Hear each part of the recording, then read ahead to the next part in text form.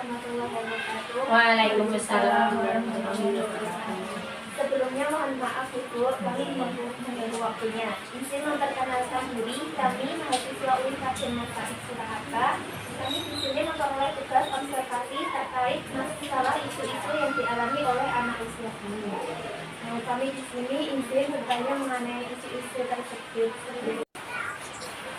Sebelumnya ini dengan Ibu siapa ini? Oh iya, perkenalkan nama saya.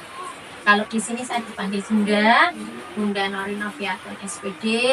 Saya guru kelas mengajar di kelompok A1 untuk usia 4 sampai 5 tahun. Dan saya mengajar di TK Aisyah 9 sambil B, Kalijabe, Sragen. Langsung saja bisa. Ya, monggo pertanyaannya. Pertanyaan pertama yaitu apa saja isu utama yang sering dihadapi dalam perkembangan anak usia dini saat ini? Kalau isu utama yang saat-saat ini ya, ini di perkembangan sosial emosionalnya. Jadi mengelola emosi di rumah dan di sekolah itu yang jadi yang jadi PR, terutama di emosionalnya anak ini yang jadi PR bunda-bunda guru di TK. Lalu bagaimana Ibu sendiri mengidentifikasi masalah perkembangan seperti keterlambatan bicara atau kesulitan motoriknya?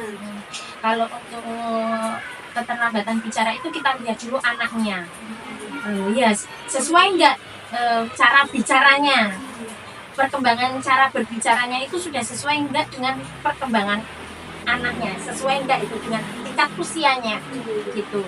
Kalau misalkan dia kesulitan di menggabungkan kata menjadi kalimat, nah itu bisa menjadi identifikasi dan bahwa anak itu keterlambatan dalam berbicara, merangkai kata gitu Bu. Jadi itu yang menjadikan kita bisa nanti untuk mengkomunikasikan ke orang tua. Komunikasi Ya tetap langsung, memang kemarin ada yang seperti itu. Jadi untuk mengucapkan kata itu susah. Nah makanya kita ada anak yang seperti itu, kemudian kita mengkomunikasikannya kepada orang tua dan ternyata orang tua itu sudah berkonsultasi dengan dokter anak, kemudian memang dianjurkan oleh dokter anak itu untuk terapi gitu untuk keterlambatan bicara.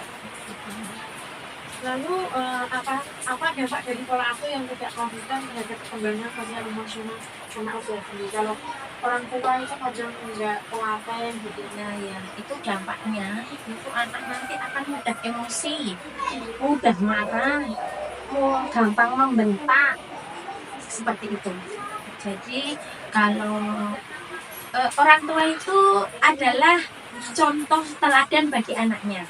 Jika orang tua itu tidak konsisten dia menjadi contoh bagi anaknya, ya anaknya nanti juga akan sama seperti orang tuanya. Misalnya di rumah ibunya suka membentak atau suka marah-marah, nanti akan menjadi contoh. Bisa dipraktekkan juga di sekolah, membentak temannya, membentak bunda gurunya seperti itu. Lalu apa langkah yang diambil guru untuk mengatasi masalah perilaku yang sering muncul pada anak usia dini seperti tantrum atau agresi? Kalau tantrum itu kita misalkan ada anak yang tantrum nangis seperti itu ya, kita tenangkan dulu, kita beri dia pengertian, kemudian kita cari ada apa dulu. Kalau dia masih nangis, biarkan dulu, biarkan sampai dia tenang. Kalau sudah tenang, berikan dia rasa nyaman, berikan dia rasa aman, kita dekati, terus nanti kita ajak bicara. Kalau saya seperti itu, kalau dia marah, kemudian kita ajak bicara dari hati ke hati.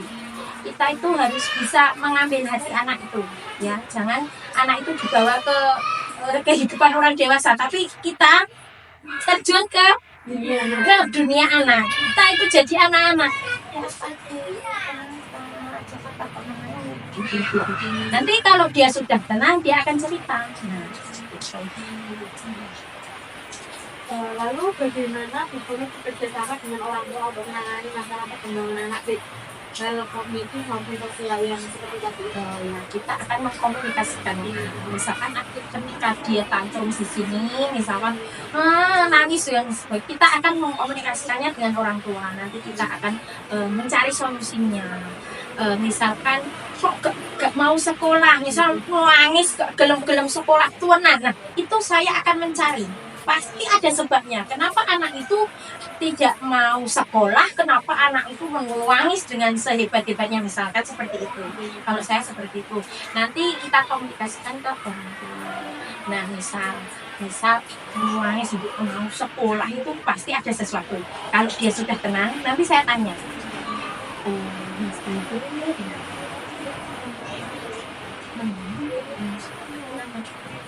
biasanya anak itu aku minta susu loh, nggak diberikan ibu, aku nggak dibeliin susu ibu. Nah sudah ada jawabannya. Nah itu nanti kita komunikasikan ke orang tua. Bu tadi menangis karena ini. Jadi pasti anak menangis itu ada sebab. Anak yang dari rumah sudah wajahnya tidak senang atau cemberut atau baik, pasti ada sesuatu. Ya, kalau dari rumah sudah senang, nanti dia akan cerita. Biasanya seperti kemarin itu ada kasus, ada salah satu anak saya itu sekolah berangkat itu ceria, senang sekali. Bun, aku tadi loh diantar ibuku hari ini libur. Oh iya, Mbak Siva senang. Sudah kan, dia senang, dia merasa karena ibunya itu kerja di pabrik. Nah, di libur anaknya itu sangat senang sekali, merasa diperhatikan. Terus waktu pulang, anak itu menangis sejadi-jadinya. Kenapa Mbak Siva? Aku pengen dijemput ibu. Nah, dia menangis tidak dijemput ibunya. Kemudian ya sudah, kalau kan ibunya ternyata itu sedang pergi, tidak bisa menjemput. Akhirnya saya antar, kemudian saya tanya sama yang di rumah. Saya antar, alhamdulillah mau. Terus Mbah kan yang ada di rumah, Mbah, ibu Mbak Siva kemana? Kok tidak dijemput, katanya tadi Mbak Siva pengen dijemput sama ibunya. Bu, tang Solo, gandosi nomor HP. Oh alah, gitu udah. Pulang ya terus mengkomunikasikan kepada abahnya. Dan itu Mbak Niki mau gelo. Istilahnya kegelan bocah Niki mau Mbak. Karena pagi-pagi seneng banget diantar ibu ceria karena ibu libur pengennya dijemput. Ini tadi nangis kegelan pengennya dijemput Mbak. Besok ngomongin Mbak, ibu minta tolong diantar Siva, diantar ibunya saya gitu. Jadi biar anak itu juga merasa bahwa dia itu diperhatikan. Itu komunikasi saya dengan orang tua. Lalu untuk masalah teknologi itu dalam pendidikan anak usia dini, apakah dapat memberikan dampak positif dan negatif?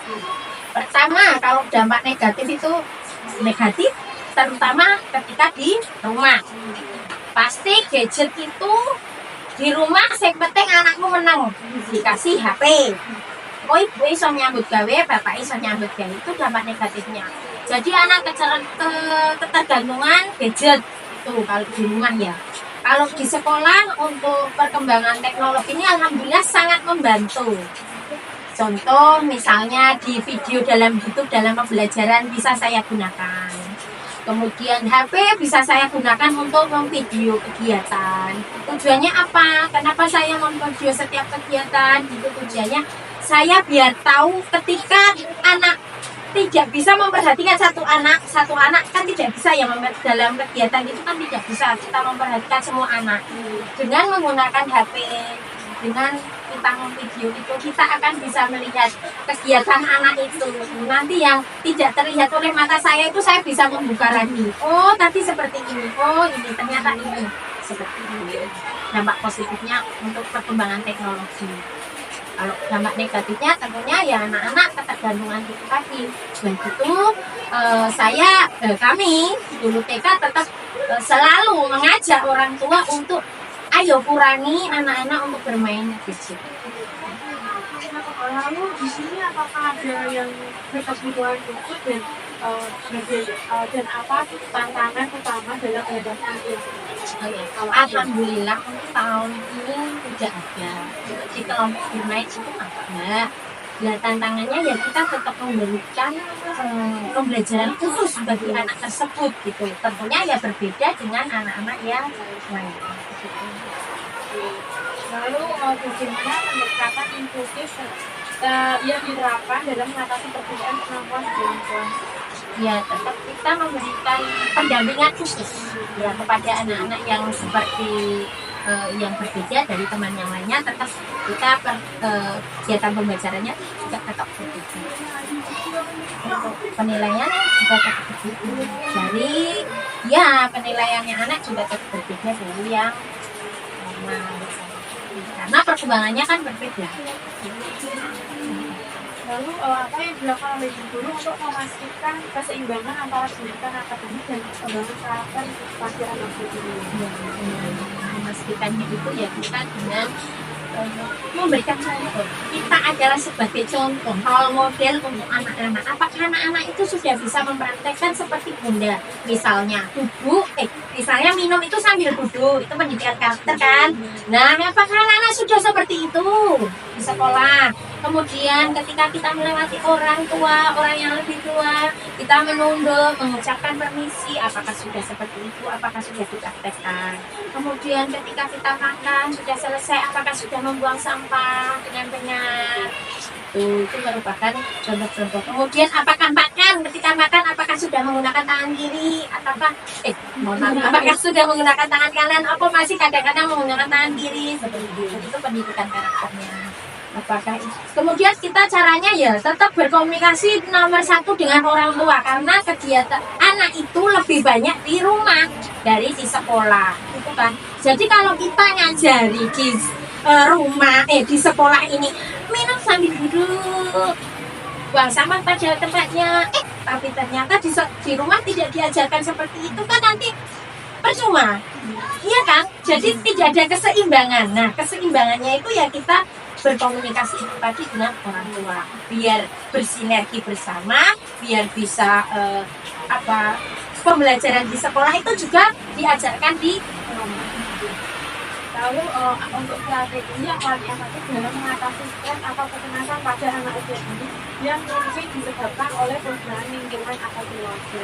Berikan dia kenyamanan dulu di sekolah. Berikan anak itu nyaman. Kalau anak itu sudah nyaman di sekolah, dia di sekolah pun tidak akan merasa cemas, takut. Jadi mengajar dengan kasih sayang. Kalau saya itu mengajar dengan kasih sayang. Saya anggap itu anak-anak saya di sekolah itu ya anak-anakku. Jadi kita kontak mata benar-benar. Saya itu benar-benar memahami. Saya itu ingin memahami anak-anakku satu persatu itu. Benar-benar saya tekankan yang seperti itu, karena karakteristik anak itu kan berbeda. Jadi setiap anak itu kan berbeda, cara menanganinya itu juga berbeda. Jadi saya sebagai guru itu berusaha bagaimana biar anak itu tidak cemas di sekolah, dia berikan nyaman dulu di sekolah. Jangan sampai kita tidak memberikan nyaman. Kalau anak itu tidak nyaman di sekolah, pasti menerima pembelajaran pun juga akan ya tidak suka gitu ya. Jadi pertama sebelum pembelajaran dimulai, berikan dulu temannya kenyamanan, keamanan, kasih sayang pada itu moto saya ketika mengajar.